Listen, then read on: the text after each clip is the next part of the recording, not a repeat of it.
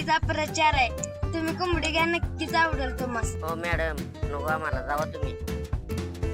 ओ sir, जाऊ नका, थांबा. यासाठी मी डेमो पण देऊ शकते.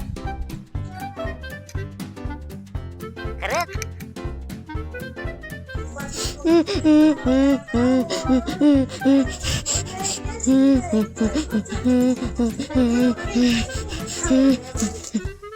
सवनी व्यवस्थित डेमो देता, वाटर नाही घरला घालवणार बघ.